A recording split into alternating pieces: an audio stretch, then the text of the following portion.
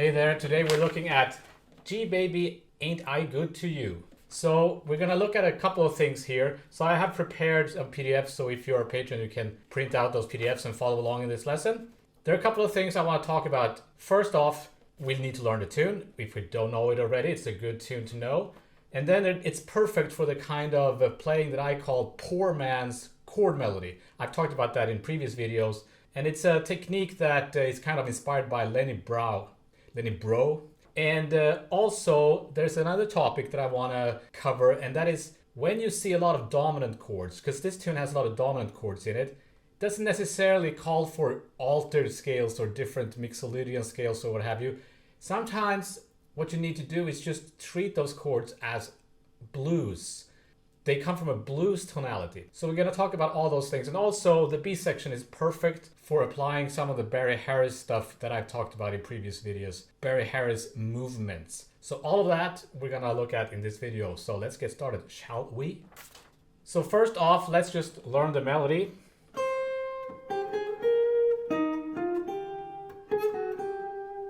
As always, I'm using my iReal Pro app.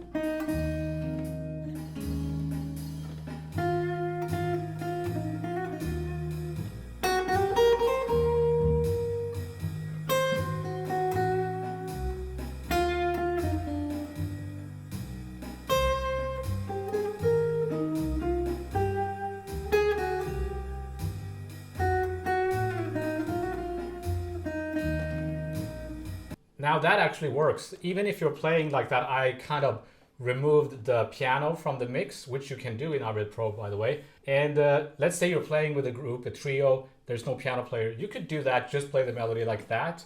I guess you could add just regular chords. A flat 9 like that. Maybe a C7 like that.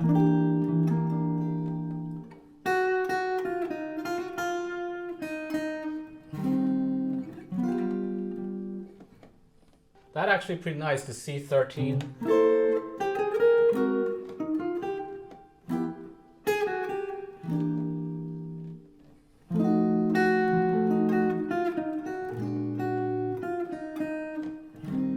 That would be kind of a straightforward way of playing it. There is another way you can do. There's another approach. That is to just play the guide tones. The guide tones being the 3rd and 7th. So C7, I'm just playing B flat and E, C and G flat. You notice this chromatic movement, right?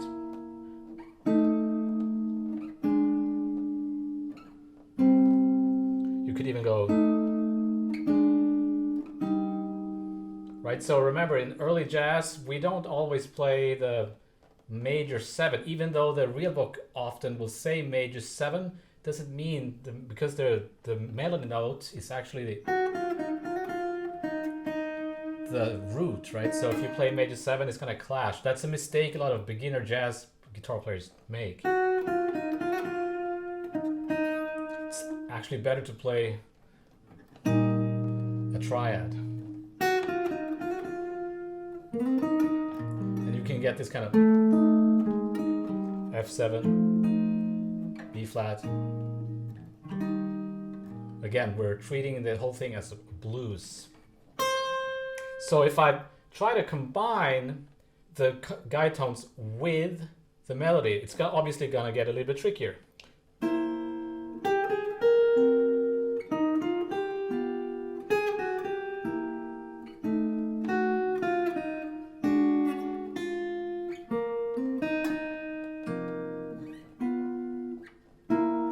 Because the fingers get in the way of the melody and so forth.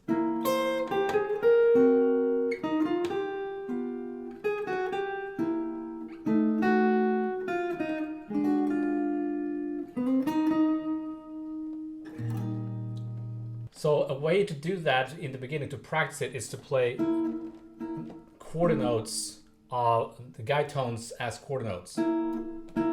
If you can do that and then get the melody at the same time, you're doing pretty good.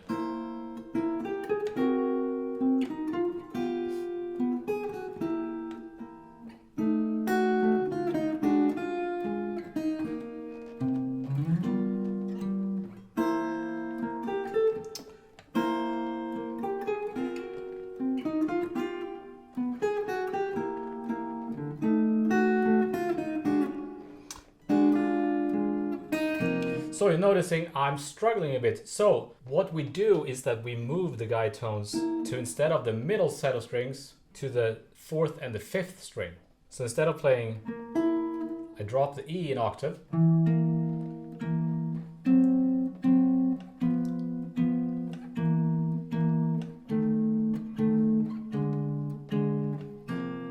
I like to play this for the E flat, just a stack of fourths. So it's gonna be this.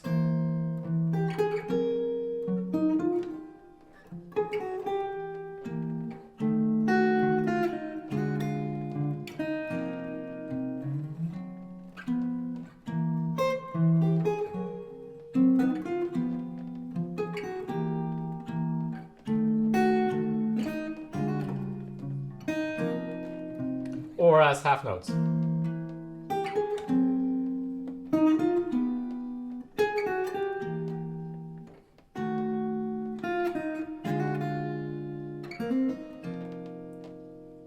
Or even here.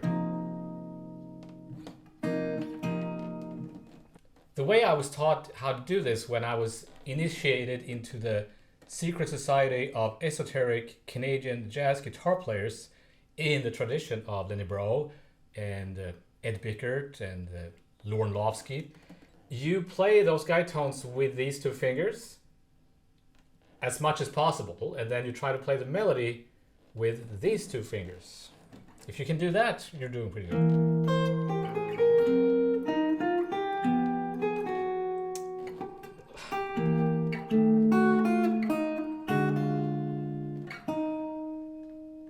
The reason I'm not playing the 3rd and the 7th for the E flat is that I want to avoid that 7th, right? So instead I'm playing the 6th and the 3rd or something like that.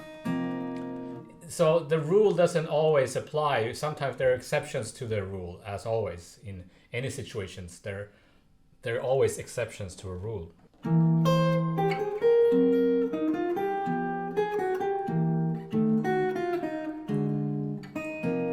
So now we're not playing the bass note, and we don't have to. It's actually a good thing, especially if we're playing with a bass player, because we don't want to get in the way of the bass. Now, some people misunderstand and think that you shouldn't play the bass. You can play the bass, I say this all the time, but it's nice to not play the bass. But you shouldn't think that you can never play the bass. I mean the root.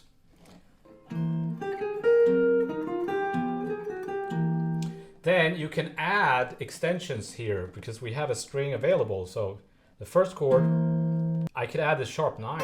And the 13th here, the F. Here I could add the sharp 5. Sharp 9. So I'm doing the same thing as before, I'm just adding one more note, which makes it even more sophisticated. And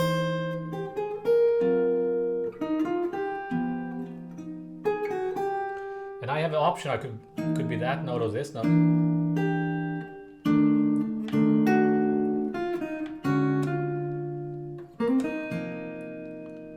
I could play the sharp 9 sometimes, the flat 9. This brings me to the next point. All these extensions, we shouldn't necessarily think of them as alterations. For example, this.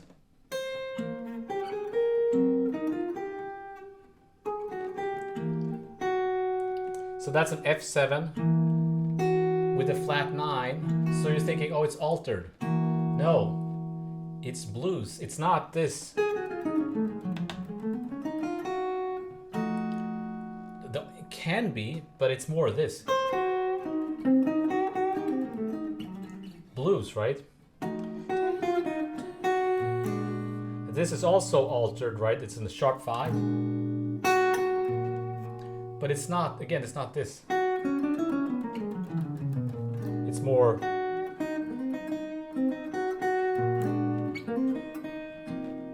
So when you see these sharp 5 chords now in flat 9, if the note, don't think of the note as in relation to the dominant chord. Think of it as how it relates to the key. So it is the flat 9 of the F, but it's also the,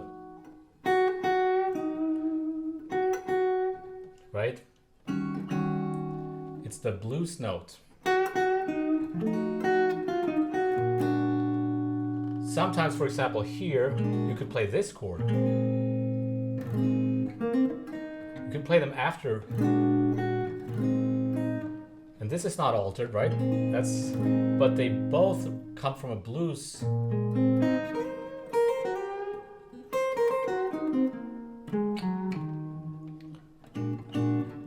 One famous recording of this is Kenny Burrell. I think he plays that chord there.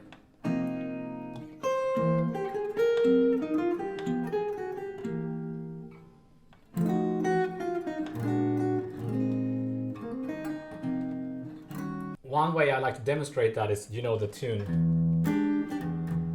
Purple Haze, right? It's got that sharp, that's an altered chord, but if you play the altered scale, it sounds ridiculous because it's not, that's not what that is. It's a blues. The blues language is harder to put in a box and explain with theories. That's why I guess a lot of theory books will just say, oh, it's a dominant chord, play this scale. But sometimes when you have this chord, for example, it is not supposed to be altered. You can play altered, but what I'm trying to say is that the reason that note is there is because it has that blues flavor. A couple of things you can do to practice this idea of playing the guide tones with the middle fingers, and also thinking about that extra note, is to play a static pedal note. So let's play E flat and then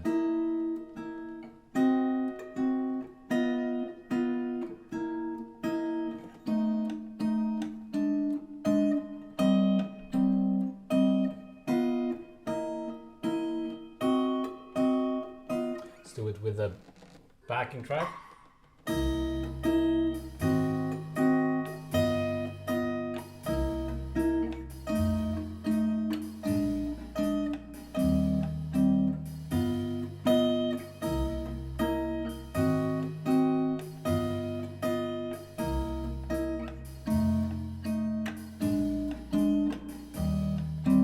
I'm using hybrid picking, right? Using my fingers and the pick at the same time, because usually I use a pick when I'm playing jazz, so there's no way to get rid of the pick, right? You have to kind of find a way to use your fingers at the same time. So some of this sounds great, like this is like a sharp 9, the 5th, and here it's the sharp 5 of the G, sharp 9, the 7th, and this is a little bit ridiculous. You get this flat 9 interval there, right? So there you might want to do something else. And then I play the 3rd and the 6th for the E flat. So again, this G7 here, sharp 5, it's not G altered. It's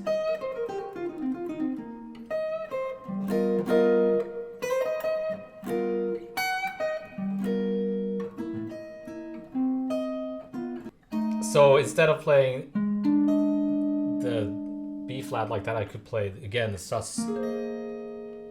So maybe.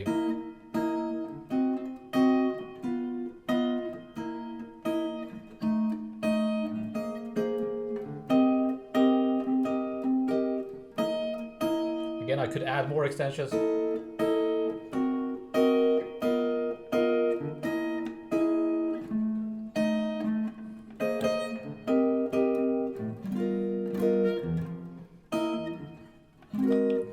Try to play like a blues phrase, repeating blues phrase.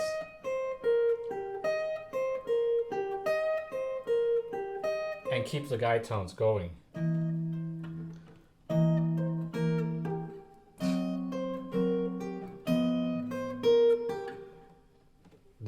Yikes.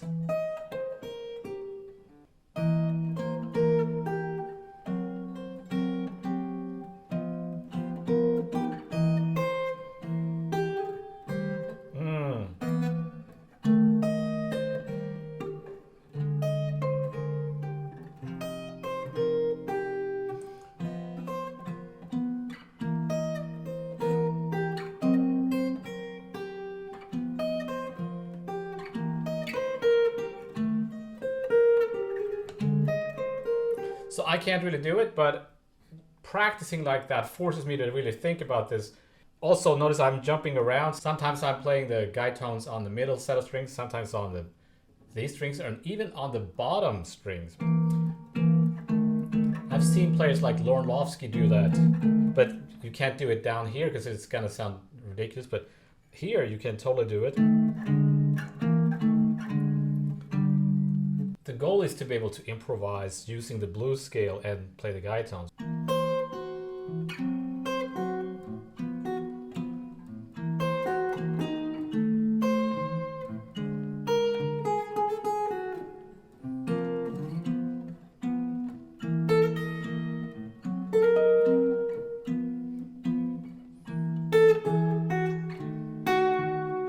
Let's try with the backing track.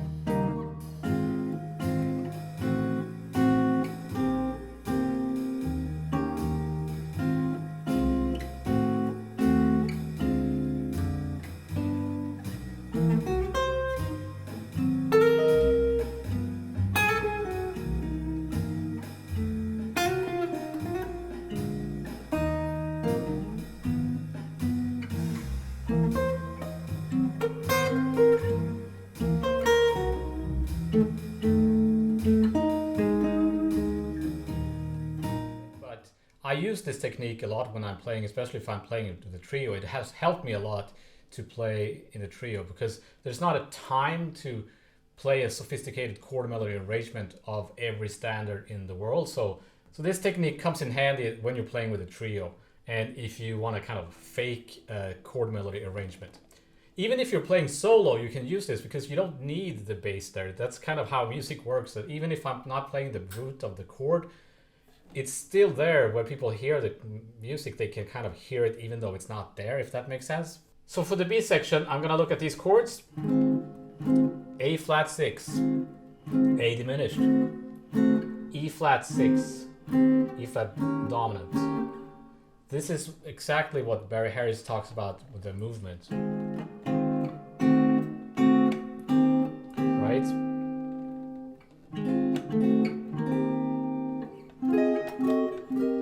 It's that kind of thing.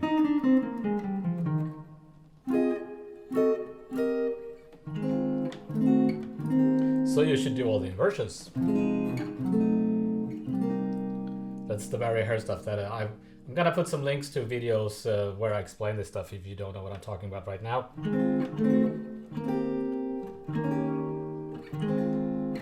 And then it's a 2-5 to G7 back to. So when I listen to people like Kenny Burrell and the guitar player with Nat King Cole, that I can't remember his name right now, he outlines that G7 with some chord tones. So it gives it a nice flavor to kind of, because it doesn't really belong to the blues language, but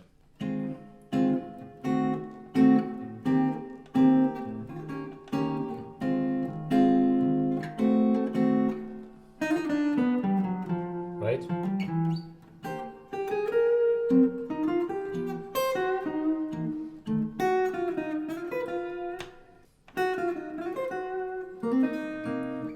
As always, when you do Barry Harris stuff, you can omit a string or a voice, the tenor. I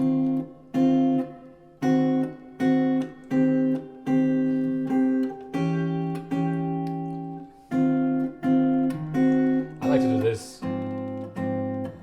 when there's a 5 in minor.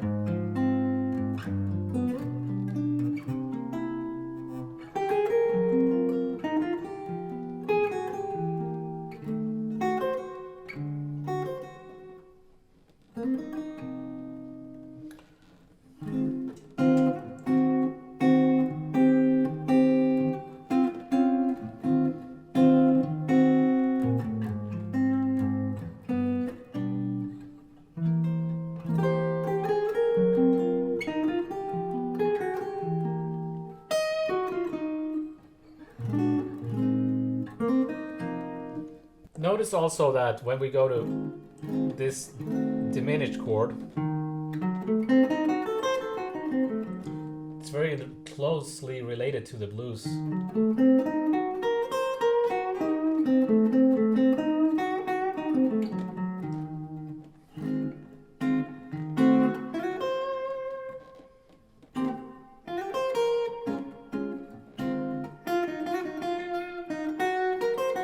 So also a diminished chord sometimes can suggest a blues language. So to summarize, when you play a melody, you can play the guide tones at the same time. You can work on that and divide the fingers and the strings so that it can kind of work. And it works better with certain tunes than others. This tune, it's perfect. I have previous videos, so if you want to check out some more stuff, I have one video where I do this on Stella by Starlight. I have another video where I do this on In Your Own Sweet Way. There should be a PDF there. I don't know, the Google Drive, this is a really old video I made, and the Google Drive has changed their settings somehow, so let me know if you can't get that PDF and I have to change the settings. And then there is another video I did on It's You or No One, I think, also really good. So other tunes doesn't work as good, like for example, All the Things You Are, because there you already have the third in the melody, so it's kind of redundant to play.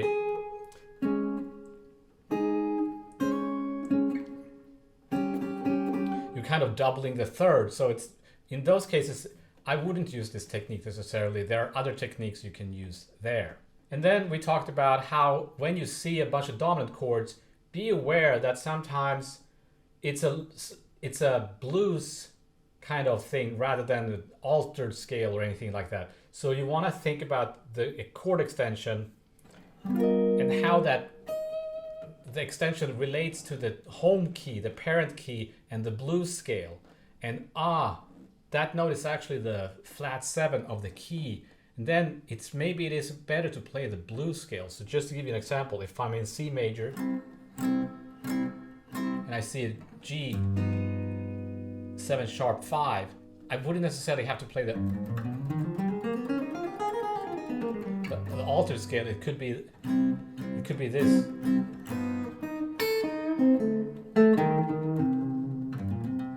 Some kind of blues thing, right?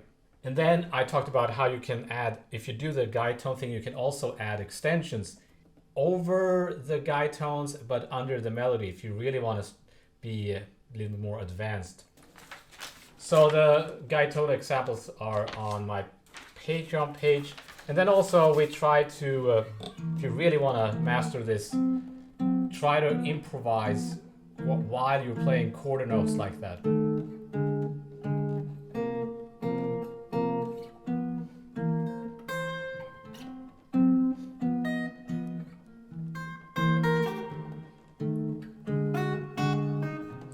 You have to play really simple, but that's really a good thing because you kind of putting all the scales and all the advanced stuff to the side and playing really simple. So I think it's a really good thing to work on. So I hope that was helpful, and thank you for your time and attention, and I shall see you next time.